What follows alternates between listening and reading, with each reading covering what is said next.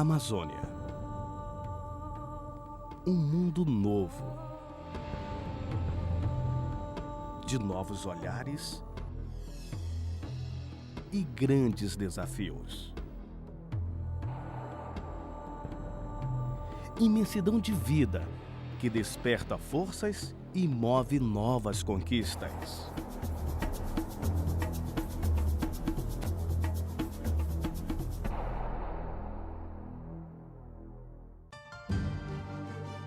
Em uma época onde a aventura imigrante ganhava o continente, a prosperidade amazônica recebia muitos interessados em uma nova vida. O atrativo da borracha movimentava a economia e fazia dessa região exuberante terra de oportunidades e encontros de culturas diferentes. No esforço de construir seus sonhos, o libanês José Najib Dal surge como regatão e progride em seu trabalho, preparando o caminho para trazer do Acre sua esposa Nazira e seus filhos.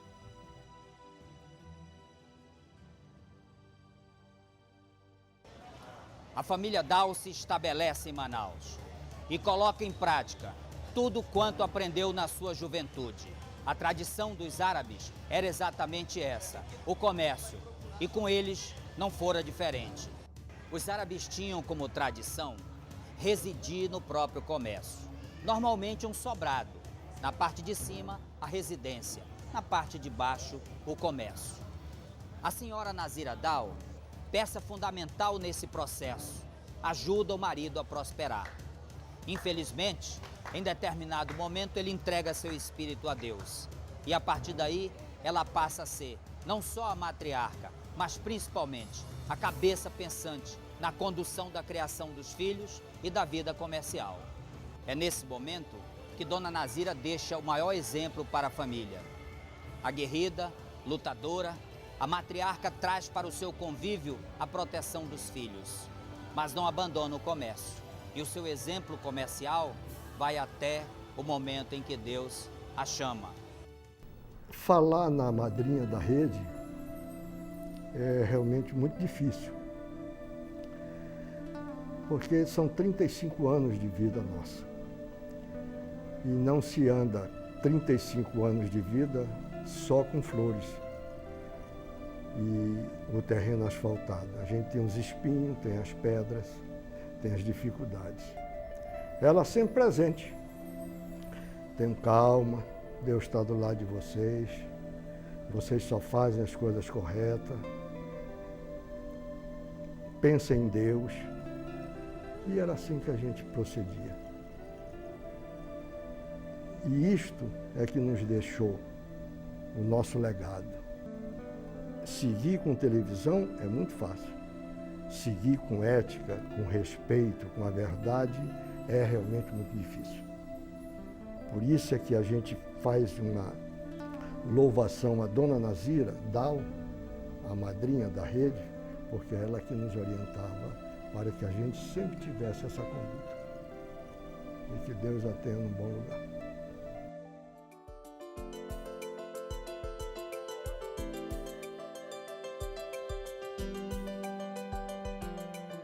A cidade se desenvolvia e a família Dal acompanhava o progresso de Manaus com a confiança de quem acreditava na região e a visão realizadora que marcaria sua presença nos anos seguintes.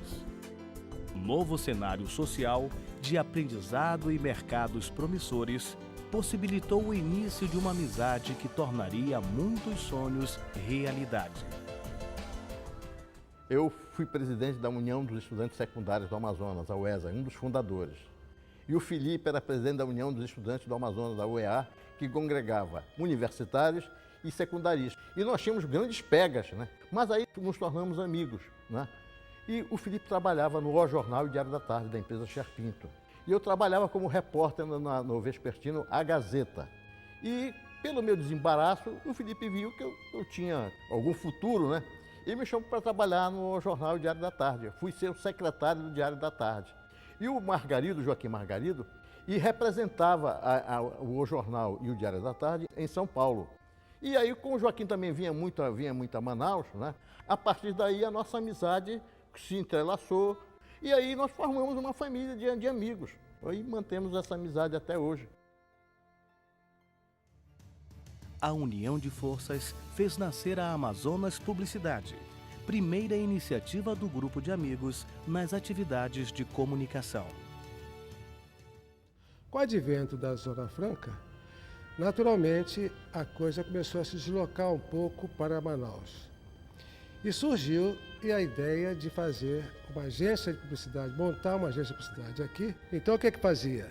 Aqui era feito o briefing, o Felipe mandava, o Milton mandavam para São Paulo. Em São Paulo nós idealizávamos a campanha e eu vinha aqui a Manaus para apresentar a campanha. Então a primeira campanha que nós fizemos, muito bonita aqui, foi da Cantel, para as crianças não soltarem papagaios com cerol.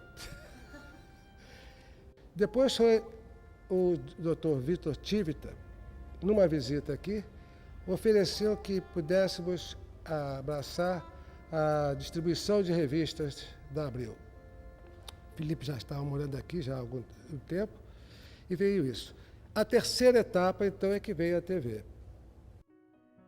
Nasceu do seguinte princípio, é que nós todos éramos pessoas da área de comunicação. O Milton, eu e o Joaquim. Nós resolvemos caminhar na direção daquilo que se falava no Brasil já com algum entusiasmo, a televisão, que era o veículo que transmitia instantaneamente os fatos.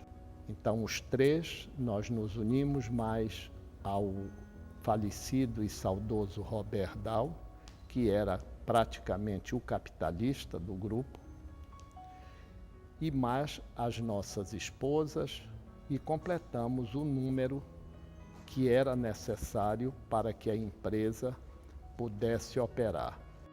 A minha participação na rede amazônica começa quando eu ainda residia no Rio de Janeiro. Na faixa de homologação do canal, aquela luta toda, em que não havia dotação, era concorrência pura e simplesmente, e ganhava o melhor. E eu lutei por várias vezes e conseguimos fazer a homologação, eu ainda no Rio de Janeiro. O profissionalismo e a vanguarda no serviço de comunicação faziam solidificar cada vez mais as bases para novos desafios.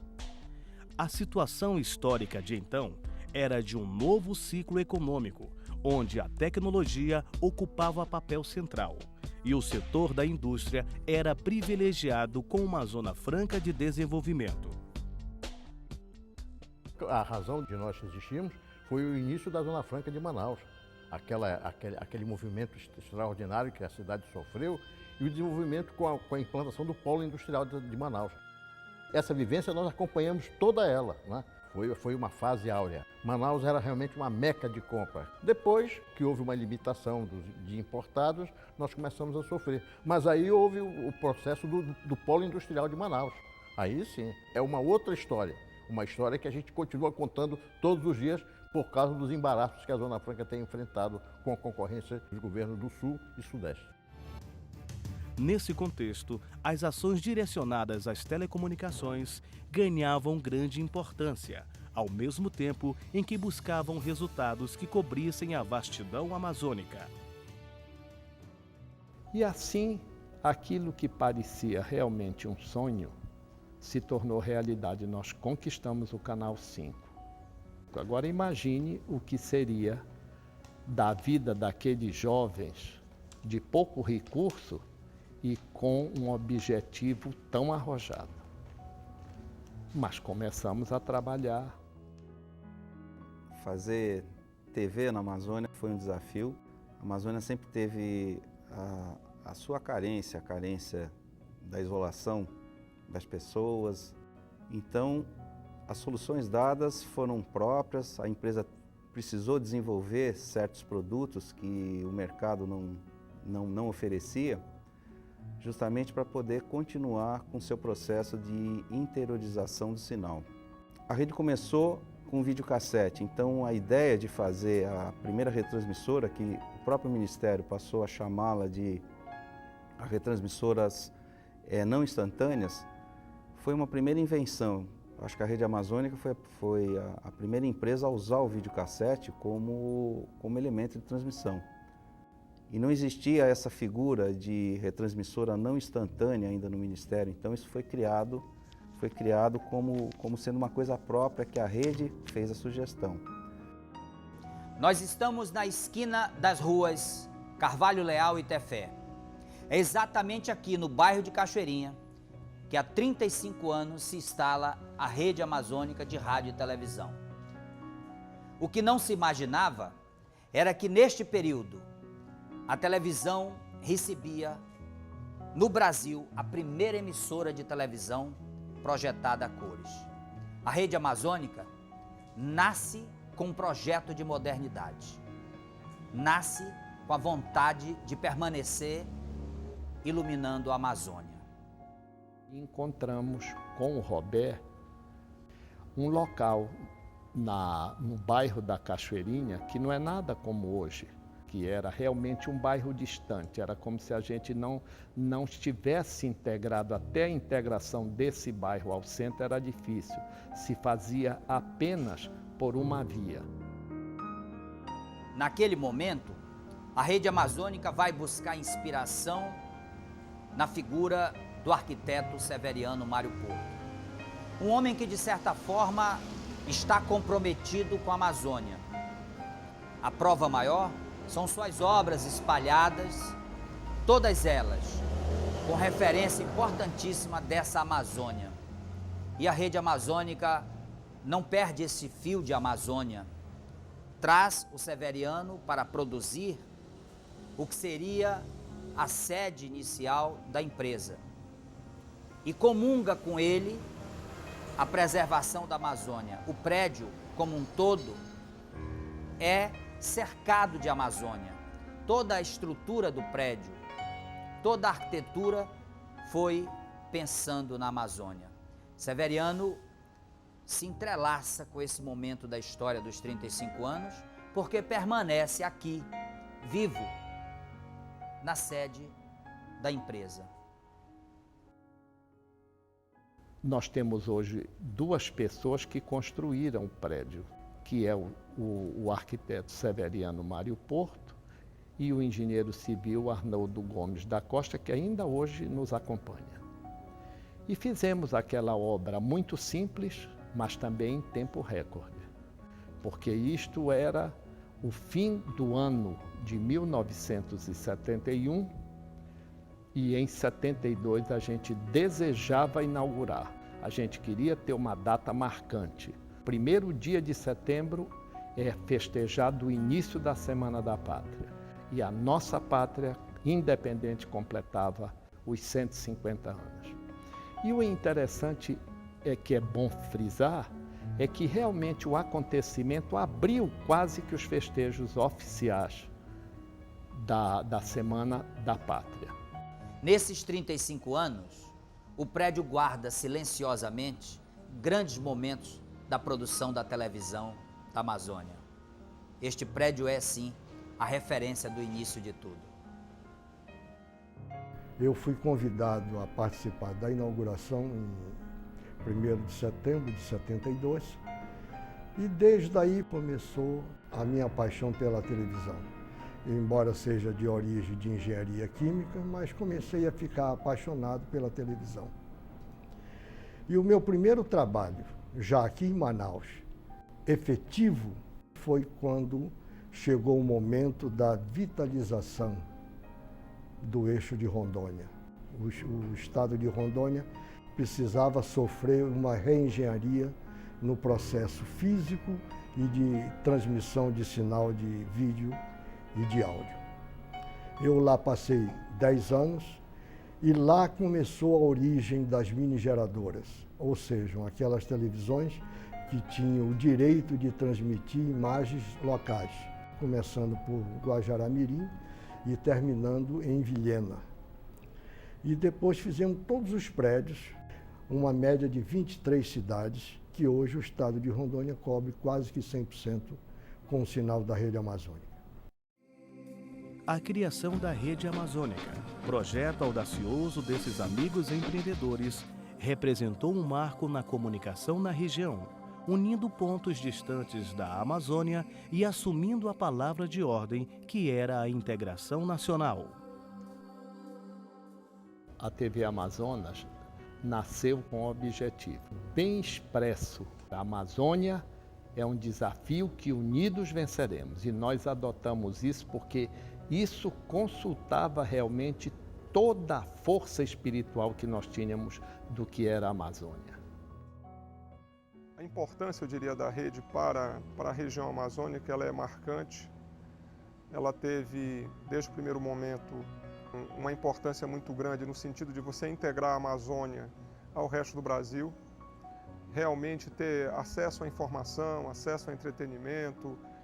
A Rede Amazônica, nesses 35 anos, todos os dias, na verdade, busca fazer alguma coisa inovadora, busca fazer com que essa população seja cada vez mais bem assistida, seja cada vez mais integrada ao contexto do país em que vive. Mas bem, o fato de nós estarmos em Manaus, nós tínhamos duas certezas. A primeira era de que era o primeiro passo do nosso objetivo, porque se nós lutávamos contra o desconhecimento do país em relação à Amazônia, e por isso nós sofríamos tanto, nós resolvemos também nos aliar aos nossos irmãos mais interioranos e começamos a tentativa que aí já era realmente uma audácia, ou ousadia, como outros queriam qualificar. Mas nós requeremos a abertura de concorrência em Porto Velho, em Rio Branco, em Boa Vista e em Macapá. A venda de filmes nós comprávamos lá em São Paulo diretamente com as empresas distribuidoras. Então tinha que ver um filme a outro, mandava o trailer para cá, enfim, tudo isso, montagem da programação, então eu comecei a fazer. Depois começou a ter a expansão para o interior. Aí é que foi a guerra. Nós fazíamos uma montagem da nossa programação, digamos assim, de uma semana. Pegava isso aí, despachava por barco e ficava com trânsito, eles devolvendo uma semana em produção lá, uma semana em trânsito e nós com uma semana acumulada aqui. Na verdade, ficava quase que 4 semanas em circulação. Para ter uma ideia, nós chegamos a quase 3.000 fitas em circulação, indo e voltando. Nós participamos, por exemplo, em Rondônia, a BR-364, quando nós fazíamos a implantação das estações, ela não era asfaltada. Então nós passávamos o período de seca, era muita areia, então o carro atolava na areia, nos areais que tinham, principalmente entre Cacoal e Vilhena. Na época de chuva era lama, então não tinha jeito, a gente ficava atolado na lama igual, então a gente fazia todo aquele trajeto, desde Porto Velho até Vilhena, e depois seguindo mais adiante, chegando até Cerejeiras, mas tanto faz a época do ano, era sempre muito penoso fazer isso. E um dos pontos curiosos era um morro que existia em Rondônia, chamado Morro do Muqui. Eram 1.080 degraus feitos de madeira. E nós tínhamos uma retransmissora em cima por ser um ponto técnico interessante. Era a partir daquele morro que a imagem saindo de Ji-Paraná chegava em Cacoal, Pimenta Bueno, enfim, toda aquela região. E nós, cada manutenção, nós subíamos aqueles 1.080 degraus e chegávamos lá em cima totalmente exaustos. E tínhamos que esperar 15 minutos, meia hora até recuperar o fôlego para poder trabalhar. E quando o trabalho se estendia, era muito difícil a volta, porque já escurecia e era mata fechada e os ruídos da mata eram preocupantes, porque tinham cobras, tinham animais selvagens e nós não sabíamos o que eventualmente nós poderíamos encontrar descendo aqueles 1.000 e tantos degraus.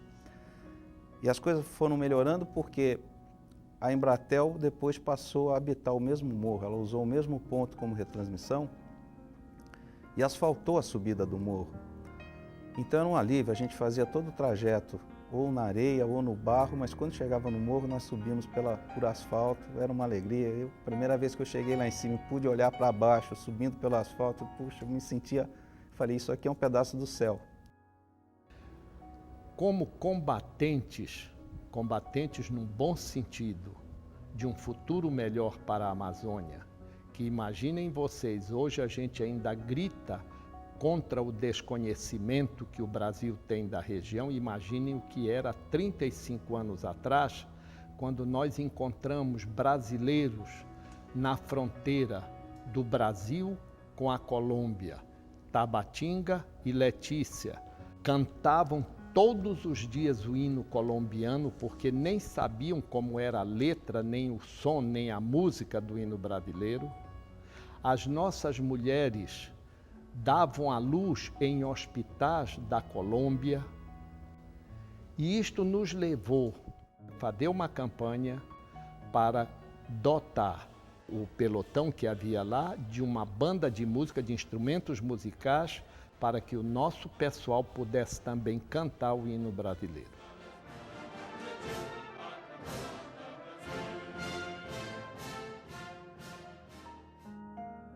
Uma das coisas que mais nos orgulha é de a gente ter devolvido aos brasileiros dos rincões mais distantes da região a consciência de que eles estão sendo olhados por outros brasileiros através da execução do hino nacional, que veja que é cantado, porque nós queríamos que eles aprendessem a letra também. Isso é a coisa que mais nos sensibiliza e nos dá conforto de que nós estamos certos, estávamos certos antes e estamos certos hoje de ter tomado essa atitude. O ministro que mais se destacou na nossa atividade para a concretização deste verdadeiro sonho que era cobrir a Amazônia, que é o ministro Puente de Oliveira. Tantas foram as solicitações ou os requerimentos que fizemos. Quando eu fui assinar o contrato da TV Acre, ele me perguntou, é a segunda concessão de canal de televisão que vocês têm. Eu queria saber, vocês estão fazendo indústria de concessão ou vão montá-las? Eu disse, ministro, eu só preciso que o senhor dê tempo para a gente verificar onde está a verdade. E ele ficou marcando de perto a questão do Acre. Quando nós o convidamos, ele disse, eu vou. Bom, e chegamos lá, como sempre, ele viu a estação e abrimos com o hino nacional. Quando nós acabamos, ele disse, eu queria dizer a vocês, e eles nem sabem, de que eles acabam de conquistar os canais de Roraima e o Amapá. Aqui nós temos os dois companheiros que presenciaram isso e eu tive a impressão de que eu ia para o espaço. O que é que nós notamos a partir daí? Chegamos à conclusão de que o ministro também encampava a nossa tese. A Amazônia precisava ser forte para que ela se apresentasse ao Brasil. O crescimento seguro e expansivo em forma de rede fez da TV Amazonas a imagem forte da região norte. Porque hoje, na simplicidade da rede amazônica, é a única região que tem um canal de satélite devotado à região, contando tudo o que acontece em 24 horas na nossa região amazônica. Quando o Brasil falou que ia lançar um satélite, nós éramos candidatos a um transponder, que é um canal de satélite. E a coisa que parecia que ia em frente, de repente, sofreu uma interrupção e só no governo seguinte é que realmente, o governo federal, que realmente o satélite saiu. E claro, nós começamos a insistir de que nós queríamos que fosse respeitado o nosso requerimento E quem é que estava nesta altura comandando o ministério? O nosso falecido Antônio Carlos Magalhães. E eu contei a história para ele.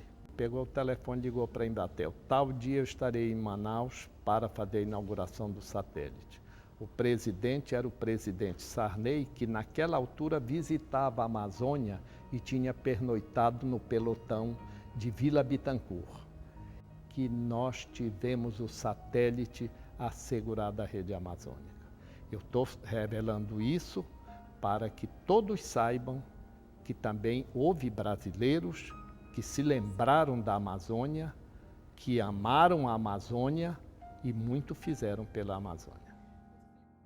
Agora, realmente o satélite, quando entrou, que nós passamos a transmitir uma programação vinculada, direta, simultânea com a cabeça de rede, aí eu acho que isso é o fato mais importante da nossa vida. E em 1982, quando começaram os primeiros serviços de satélite, foi uma grande alegria, porque foi a primeira vez que a Amazônia foi colocada em real time. O que acontecia no sul passou a acontecer instantaneamente na Amazônia, que as coisas aqui demoravam demais para chegar.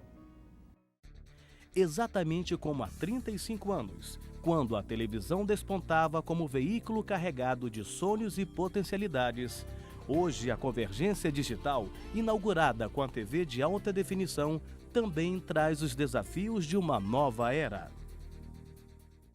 Nós íamos ampliar a Carvalhal. E ao lado tinha um terreno com 3 donos, 3 irmãos. 2 irmãos queriam nos vender e um deles resolveu não vender. Então nós resolvemos fazer aqui onde era o transmissor. E fizemos o prédio. Eu, para ajudar o engenheiro construtor, montei uma barraca aqui, um caixote, uma cadeira, uma mesa e fomos tocando para que ela pudesse ser concluída. E assim que surgiu. E a torrezinha, lá de trás, ela é um prédio, onde hoje é a rádio, um prédio de concreto realmente armado. Fizemos depois a mudança dos transmissores, trouxemos para cá todo o efetivo, tiramos do Estúdio 5 para cá e ficamos conglomerados aqui, estamos há mais de 10 anos aqui, todos juntos. Quando nós iniciamos as nossas operações, há 35 anos atrás, no ano anterior, o Brasil havia aderido à televisão em cores. E nós ficamos ali quietos para inaugurarmos em preto e branco, porque não havia prazo para que as empresas estivessem operando em cores, mas fomos surpreendidos pelo banco que estava nos financiando. Ele disse, vocês têm que mudar o equipamento para cores. E nós dissemos, impossível, porque se nós já estamos com dificuldade de planejar o pagamento do empréstimo que nós estamos fazendo, como é que nós vamos fazer? Ele disse, então não vai ter financiamento. Se for colorido ou em cores, nós então poderemos fazer. Sim, mas quem é que vai fazer a garantia? O banco. Então eu quero dizer que foi uma dádiva de Deus, o próprio banco reconhecer isto e nos proporcionou que a gente começasse a operação já produzindo em cores. E agora, ao completar 35 anos, nós estamos todos nos preparando para a televisão de altíssima definição, o novo tempo da televisão. E se Deus quiser, nós estamos nos preparando, primeiramente com recursos humanos, preparando o recurso humano, cada vez mais ele se assenhoreando dos novos equipamentos e, se Deus quiser, nós vamos inaugurar, quem sabe já no próximo ano, a operação da cabeça de rede com todos os requisitos que haveremos de ter para oferecer um bom serviço à população. A TV digital ela não é só uma melhoria de áudio e vídeo, não é só uma imagem que não terá fantasma, não terá ruídos, coisas assim. Além da grande melhora da qualidade, o sistema digital ele permite outras funções que até então não existem na TV. Ela permite interatividade, ela permite mobilidade, ela permite portabilidade que hoje a TV analógica não é capaz de fornecer. E a rede está se preparando para isso. A rede tem procurado profissionais, tem procurado desenvolver pessoas com essa nova mentalidade, com essa nova filosofia. Com certeza seremos também um dos pioneiros a iniciar a transmissão nesse padrão. Tivemos também a oportunidade de participar desses fóruns de decisão. Então, eu tenho ido a alguns encontros com a Globo e somos afiliados ao Fórum da TV Digital. Estamos fazendo contribuições, a nossa contribuição às consultas públicas, a gente tem oferecido algumas contribuições ao Ministério e esperamos também fazer o mesmo trajeto que a Rede Amazônica vem fazendo. Chegar a este novo tempo, conduzida pelos sólidos valores que sempre acompanharam na história, representa para a Rede Amazônica uma vitória de todos que a ela estão ligados. Eu todos os dias tenho muitas satisfações. Claro, porque é como se você um dia chegasse numa cidade, como eu cheguei, e não foi numa cidade qualquer, foi numa capital, na época da Revolução dos Cravos Vermelhos, lá em Portugal, que já estava periclitando, e quando eu falei nisso, o camarada me perguntou, e essa revolução vai haver ou já houve? Pronto, eu não preciso dizer a você mais nada. A televisão chegou muito antes do que a imprensa nessa imensidão verde da Amazônia. Então, isso nos dá uma satisfação muito grande.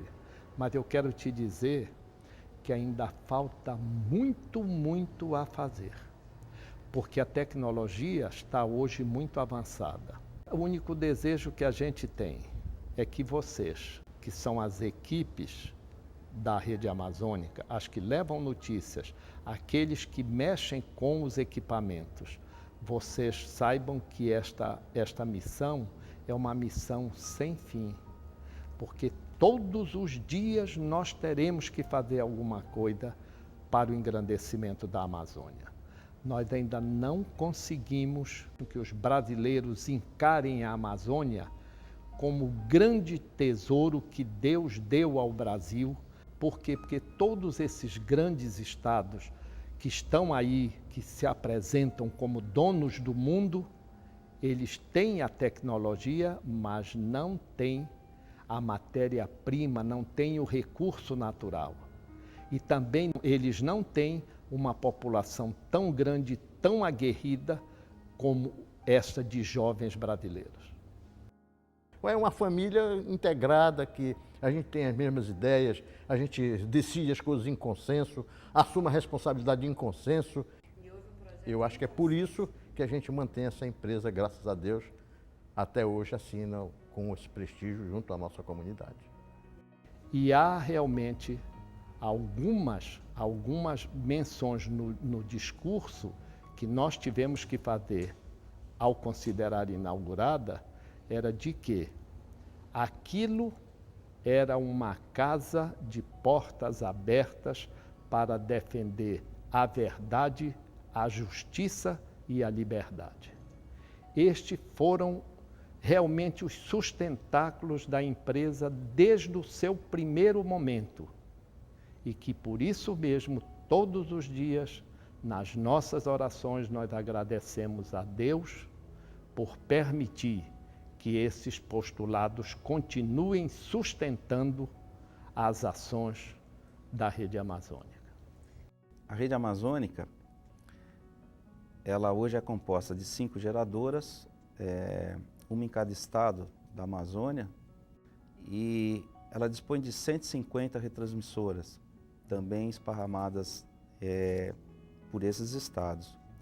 Se considerarmos também as retransmissoras que hoje retransmitem o sinal da Amazonsat, já são por volta de mais 50. Então hoje nós podemos dizer que a rede toda tem perto de 200 retransmissoras e 6 geradoras, considerando a geradora do Amazonsat, que é em Porto Velho. Então esse universo todo conseguimos praticamente cobrir a Amazônia com esse sinal, um sinal de televisão e vamos continuar nesse processo, sempre tentando oferecer o melhor serviço que a televisão em si pode oferecer. 35 anos da Rede Amazônica. O que fora no passado um sonho, hoje é uma realidade. Uma realidade de luta, de ideais e de realizações. Ao longo desses 35 anos, a Rede Amazônica vem diversificando seus negócios, abrangendo as áreas de comunicação, entretenimento e cultura. Então, os 35 anos, eu acho que da rede, além de ser realmente uma história bonita, inovadora, diferente, um grupo de pessoas um dia se reúne e resolve dar cor à Amazônia, né? Mas eu acho que são das poucas empresas que você tem que conseguem se renovar, né? E a Amazonsat é um exemplo. Ele vem, na verdade, consolidar todas essas intenções, esses princípios, esses desejos da Rede Amazônica, de estar cada vez mais fazendo uma programação que leva muito em consideração a sua região, a beleza, os seus problemas, o que tem de bom na região. A Fundação Rede Amazônica, nesse processo também de formação de pessoas, é um outro grande exemplo. O Portal Amazônia, que é hoje a referência, sem dúvida nenhuma, da Amazônia na internet, é um outro grande exemplo. E na área de entretenimento, o que o próprio grupo também faz, no caso do Estúdio 5, seja na área de convenções, seja na área mesmo de lojas, como cinemas, academias, enfim, hotéis, tudo isso está dentro do espírito dos fundadores da Rede Amazônica. Esse espírito é que permeia todas as ações do grupo, né? Acredito que os seus funcionários entendem muito bem isso. E também, sem isso, não existe Rede Amazônica. Rede Amazônica é muito mais do que veículos de comunicação, né? É uma forma de atuar, é uma maneira de ser. Mas a verdade é uma coisa que ainda não consegui digerir. Como é que isso foi possível? Se juntarmos as pontas, né, como é que isso foi possível?